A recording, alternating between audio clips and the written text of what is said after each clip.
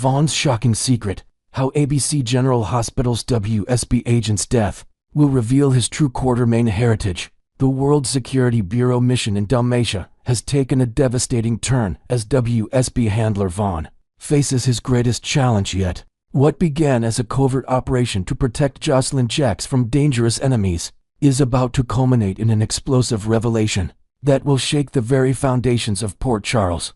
The deadly mission that changes everything. Vaughn and Jocelyn have been operating undercover at the Five Poppies Resort in Croatia, posing as newlyweds while investigating Professor Henry Dalton's suspicious activities. The mission has grown increasingly dangerous as Pascal and his network of operatives have discovered their true identities. With explosive ankle monitors and deadly assassins closing in, the situation has spiraled beyond anyone's control. The stakes couldn't be higher as Jason Morgan races against time to rescue both Britt Westburn and the trapped WSB agents. However, it's Vaughn who will make the ultimate sacrifice when Pascal's men corner him and Jocelyn in a desperate escape attempt. The heroic sacrifice.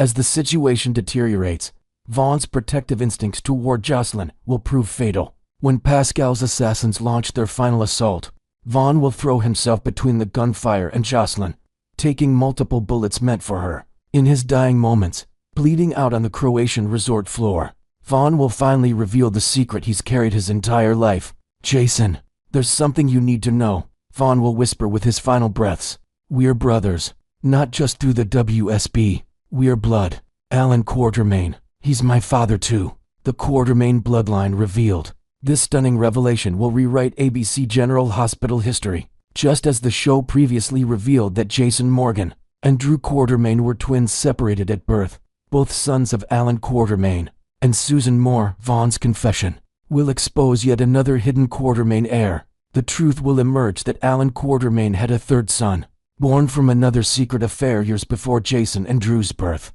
Like his half-brothers, Vaughn was given up for adoption and eventually found his way to the WSB, never knowing his true parentage. The cruel irony is that all three Quartermain sons ended up in dangerous professions. Jason as a mobster, Drew as a Navy SEAL turned congressman, and Vaughn as a WSB operative. Jason's emotional reckoning. Jason's reaction to this deathbed confession will be profound. Having already struggled with the revelation that he had a twin brother in Drew, Jason will now face the devastating knowledge that he's lost another brother before ever truly knowing him. The man who risked everything to protect Jocelyn, someone Jason cares deeply about, was family all along. "Why didn't you tell me?" Jason will demand, cradling his dying brother. Vaughn's response will be heartbreaking. "I wanted to earn it. Wanted to prove I was worthy of the Quartermain name first." The WSB connection deepens. This revelation will also explain several puzzling elements about Vaughn's assignment and behavior: his unusual dedication to protecting Jocelyn, his intimate knowledge of Port Charles families, and his seamless integration into the dangerous world of WSB operations all make sense when viewed through the lens of Quartermain heritage. Jack Brennan, the WSB director, may have known about Vaughn's true parentage all along, using this knowledge to manipulate the young agent into increasingly dangerous assignments. The realization that Brennan potentially sent a Quartermain heir to his death will create explosive new conflicts when the truth comes to light. The aftermath in Port Charles. Vaughn's death and the revelation of his true identity will send shockwaves through Port Charles. The Quartermain family, already reeling from Drew's shooting and ongoing family conflicts, will be devastated to learn they've lost another family member they never knew they had. Monica Quartermain, who raised Jason as her own son despite his biological parentage, will be particularly affected, having already grieved for Alan and struggled with the complex dynamics of Jason and Drew's relationship. She'll now face the tragedy of never knowing her husband's third son, a legacy of sacrifice. Vaughn's heroic death protecting Jocelyn will cement his place in ABC General Hospital lore. Unlike Jason's criminal path or Drew's political corruption, Vaughn chose to use his skills in service of others, ultimately giving his life to save someone he barely knew but deeply cared about. His sacrifice will also deepen the bond between Jason and Jocelyn, as she'll carry the weight of knowing someone died to protect her, someone who turned out to be Jason's brother. This emotional connection will likely drive future storylines as both characters process their grief and guilt. The revelation of Vaughn's Quartermain heritage will add another layer to ABC General Hospital's complex family dynamics. proving once again that in Port Charles, family secrets have a way of emerging at the most dramatic moments. As Vaughn's body is brought home to Port Charles, the town will mourn not just a fallen WSB agent, but a lost member of one of their most prominent families, a hero who died protecting one of their own. Next, we will learn about the shocking turn of events surrounding Alexis Davis's perilous encounter at the police station in the bustling heart of Port Charles, where secrets simmer beneath the surface like a pot ready to boil over. Alexis Davis finds herself ensnared in a web of deception that could unravel her entire existence. Accompanied by her steadfast lawyer and confidant, Diane Miller, Alexis steps into the stark interrogation room at the Port Charles Police Department, her heart pounding with the weight of unspoken truths. The air is thick with tension as detectives probe into the mysterious shooting of Drew Kane, a crime that has sent shockwaves through the community. But Alexis, with her sharp mind and resilient spirit, is no stranger to high-stakes confrontations this time. The stakes are perilously personal. As questions fly about alibis and motives, Alexis's composure begins to crack, leading to a slip of the tongue that echoes like thunder in the confined space. This isn't just any mistake. It's a catastrophic blunder that threatens to expose a hidden horror lurking in the shadows of her own home. Picture the scene. Alexis, dressed in her signature professional attire, sits across from the relentless Anna Devane, whose keen instincts as a former spy make her a formidable interrogator. Diane, ever the pillar of support, whispers strategic advice, urging Alexis to stick to the facts. But the facts are a minefield for Alexis, who was nowhere near Drew's shooting incident. Their innocence in that matter is crystal clear, like a beacon in the fog. However, the real storm brews from an entirely different direction. While the police dig for clues about the attempted murder, Alexis's thoughts race to her basement, where Rick Lansing, her ex-husband and a man with his own tangled history in Port Charles, is bound and silenced, a captive in her desperate bid to shield her daughter Christina from looming dangers. This isn't a random act, it's a calculated move born from maternal fury, as Alexis believes Rick's actions could destroy Christina's fragile world. The irony is palpable. She is defending her non-involvement in one crime while concealing another that's far more intimate and damning. As the interrogation intensifies, Alexis's words start to betray her. She doesn't outright confess to the kidnapping, but her responses veer dangerously close to revelation. Spoilers hint that she says too much, perhaps a nervous ramble about being tied up with family matters or a hesitant pause when asked about her whereabouts during the shooting. These subtle cues could arm the police with enough probable cause to secure a search warrant, turning her home into a crime scene. Imagine the chaos: officers storming through her elegant residence, flashlights piercing the darkness, only to stumble upon Rick in the dimly lit basement, his eyes wide with a mix of relief and accusation. Alexis's mind whirls with panic. How can she explain this away? She was meant to be protecting Christina from Rick's alleged schemes, possibly involving manipulations that could shatter their family bonds. Yet, in her zeal, Alexis has crossed lines that no amount of legal maneuvering might erase. Diane, oblivious to the full extent of the deception, offers counsel based on partial truths, her friendship tested by the layers of secrecy Alexis has woven. The potential fallout looms large, like a gathering storm over the Quartermain estate. If the PCPD acts on Alexis's inadvertent hints, a raid on her property seems inevitable, and the discovery of Rick would be nothing short of explosive. Rick, once a charming lawyer with a penchant for drama, has been reduced to a prisoner in this twisted tale, his captivity a testament to Alexis's fierce protectiveness. But this isn't Alexis's first brush with the law. Her history is a tapestry of bold, often reckless decisions made in the name of her children. Recall the dark days when she took justice into her own hands against Kiefer, the abuser who threatened her daughter, or the times she shielded Julian Jerem's criminal empire to safeguard her loved ones. There was even that audacious ploy where she feigned dissociative identity disorder to evade consequences, a move that left Port Charles reeling. Each incident paints Alexis as a mother lioness, willing to bare her claws and break every rule to defend her cubs. Now, with Rick's fate hanging in the balance, her pattern of behavior could be her undoing. As Anna's sharp intuition hones in on every inconsistency, every flicker of guilt in Alexis's eyes, delving deeper into the intrigue, one can't ignore the web of alliances and enmities that bind these characters. Christina, Alexis's devoted daughter, is unwittingly at the center of this maelstrom, her own secrets intertwined with her mother's drastic actions. Perhaps Christina had confided in Alexis about Rick's threats. maybe involving a custody battle or a financial scheme that could upend her life. And then there's Ava Jerome, the enigmatic art dealer whose own machinations often blur the lines between ally and adversary. Spoilers suggest Ava might be complicit in this kidnapping plot, providing covert assistance or even alibis that now teeter on the brink of exposure. Their trio forms a precarious alliance, forged in the fires of desperation. But one wrong move could ignite charges against all of them: kidnapping, conspiracy, perhaps even obstruction of justice. As the police connect the dots, the possibility of a dramatic trial emerges, where Alexis's past misdeeds would be paraded before a jury, her maternal instincts dissected under the harsh courtroom lights. The family dynamics add another layer of heartbreak to this unfolding saga. Molly Lansing Davis, Alexis's other daughter and Rick's own flesh and blood, stands to be shattered by the revelation. How does one process the news that your mother has imprisoned your father, all in the name of sisterly protection?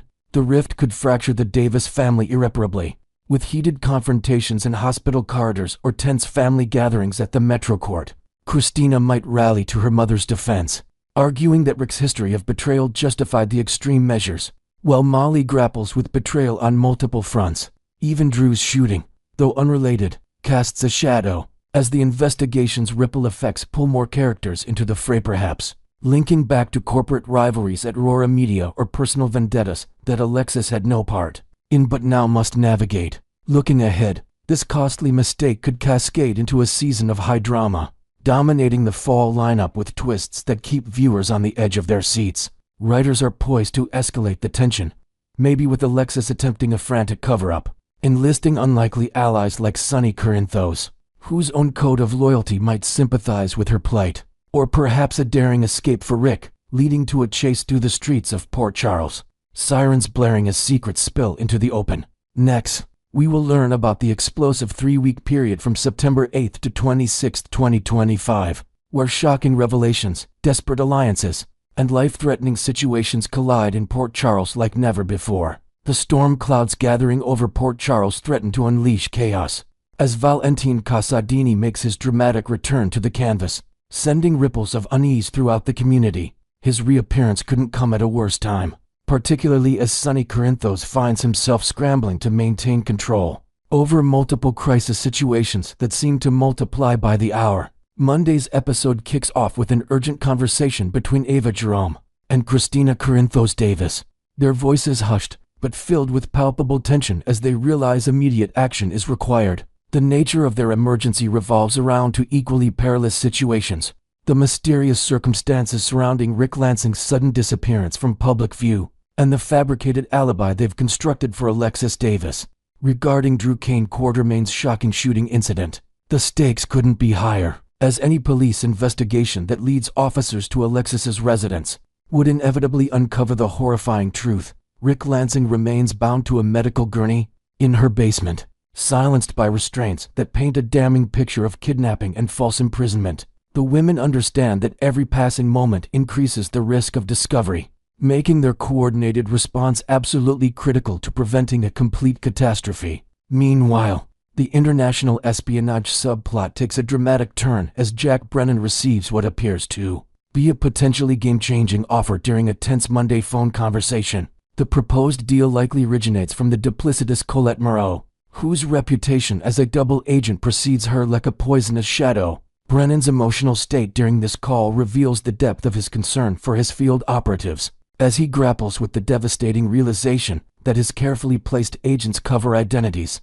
have been completely compromised. His worst fears center on the belief that Jocelyn Jacks and the operative known as Vaughn may already be casualties of this intelligence disaster, their lives hanging in the balance as hostile forces close in around them. The weight of command bears heavily on Brennan's shoulders as he contemplates the impossible choices before him, each decision potentially determining the fate of brave individuals who trusted him with their safety. Across the ocean in the war-torn landscapes of Croatia, Jason Morgan springs into decisive action with the surgical precision that has become his trademark in crisis situations. His primary objective involves locating and extracting Britt Westburn from increasingly dangerous circumstances, but the complex web of loyalties and obligations threatens to complicate even his best-laid plans. Despite Jason's urgent desire to ensure Britt's immediate safety, Her selfless nature will likely compel her to redirect his rescue efforts toward the imperiled Jocelyn and Vaughn, whose precarious situation demands immediate intervention.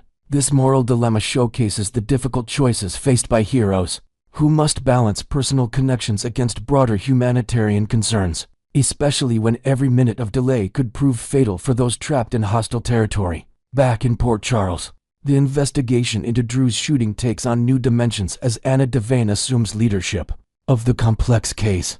Her extensive experience in both law enforcement and international espionage making her uniquely qualified to navigate the treacherous waters ahead. Working in close coordination with Detective Dante Falconeri and Harrison Chase, Anna establishes a strategic framework for unraveling the mystery, while simultaneously addressing potential conflicts of interest that could compromise the investigation's integrity. Mac Scorpio receives assignment to the parallel case involving Judge Heron's suspicious death, creating a dual-track investigation that may eventually reveal unexpected connections between these seemingly separate crimes. The investigative team faces the challenging question of whether these violent incidents represent isolated events or components of a larger, more sinister conspiracy that threatens the very foundations of Port Charles society. Anna's methodical approach to suspect analysis reveals troubling patterns and inconsistencies that point toward multiple persons of interest within Drew's immediate circle. Michael Corinthos emerges as a primary suspect due to his notably weak alibi, involving an encounter with a prostitute whose current whereabouts remain unknown,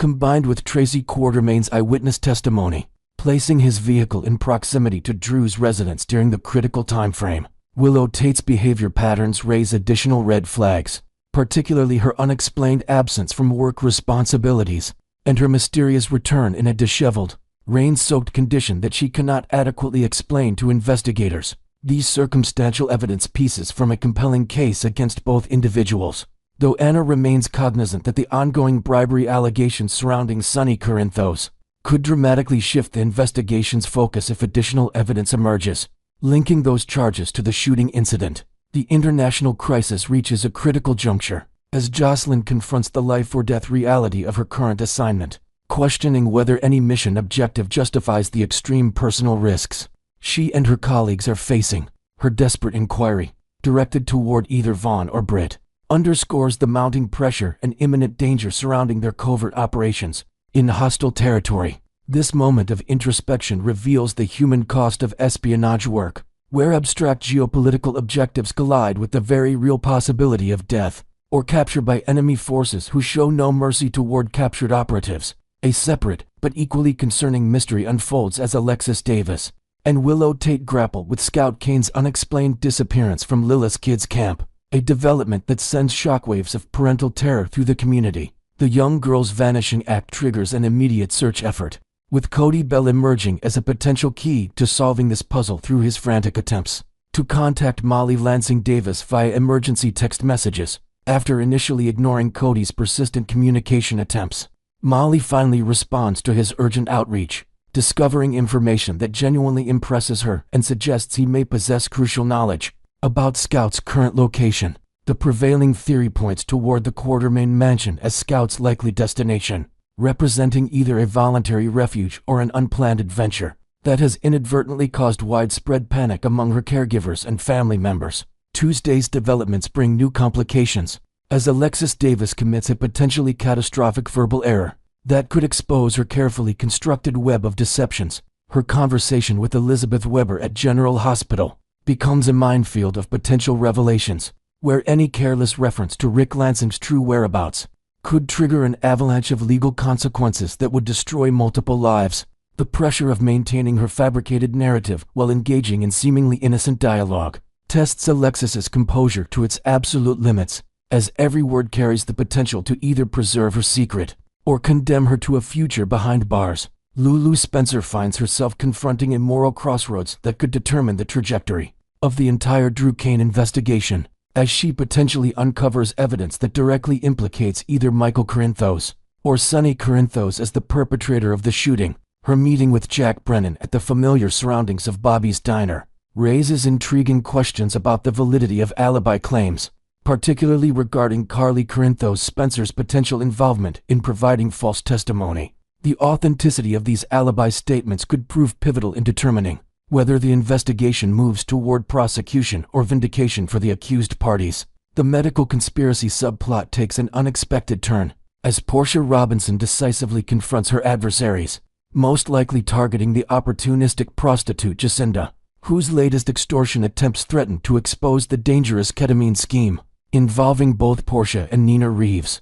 Drew's recent shooting has elevated the stakes considerably, as any revelation about their pharmaceutical manipulation could instantly catapult them to the top of the suspect list in his attempted murder case.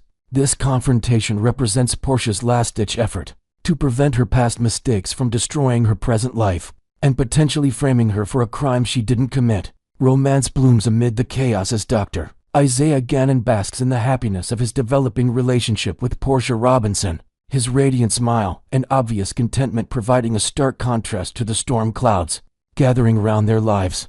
Their newfound connection offers both characters a glimpse of hope and stability in an otherwise turbulent period, though the timing of their romantic development couldn't be more precarious.